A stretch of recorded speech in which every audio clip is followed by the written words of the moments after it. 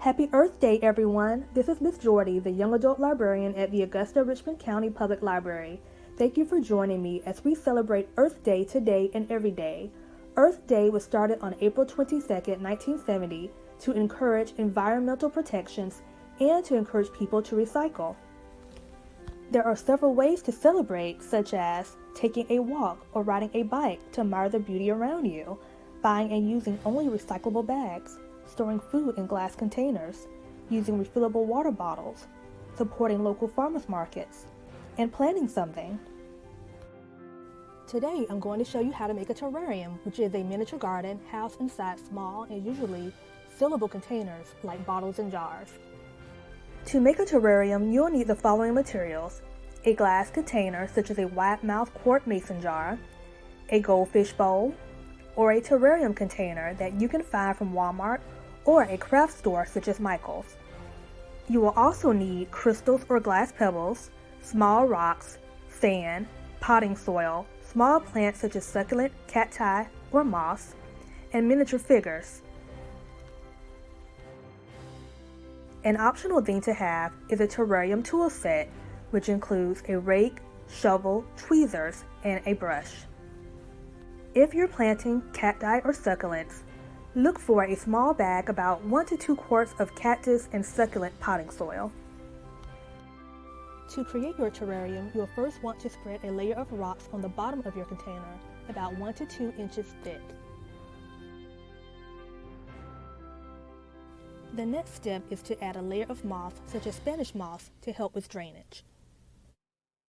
The third step is to add soil and sand.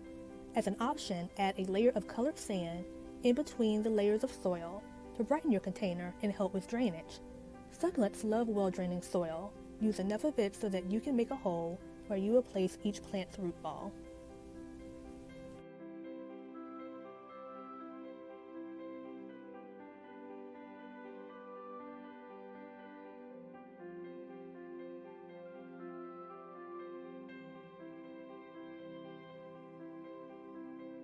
Your fourth step is to add your plants.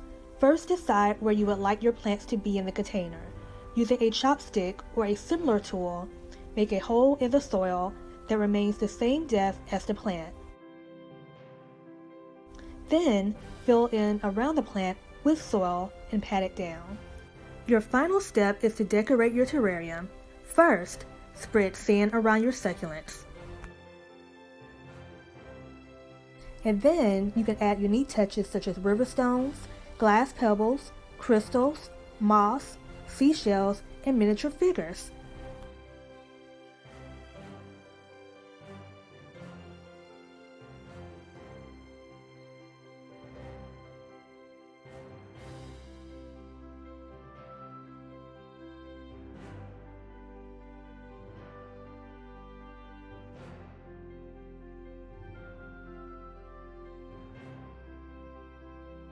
And here is my completed terrarium.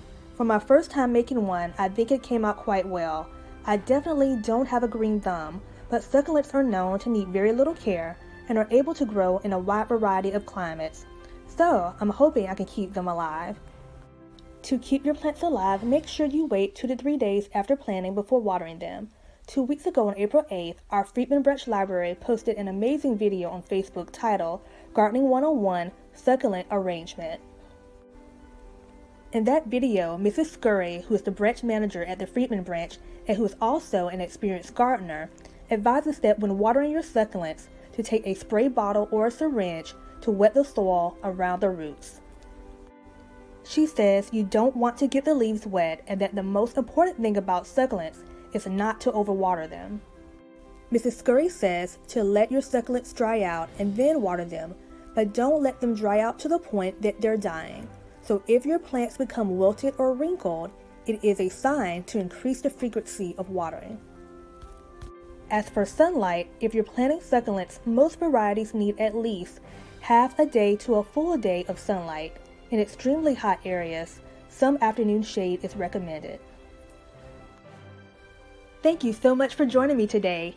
If you make your own terrarium, please tag us on social media so we can see your amazing creations.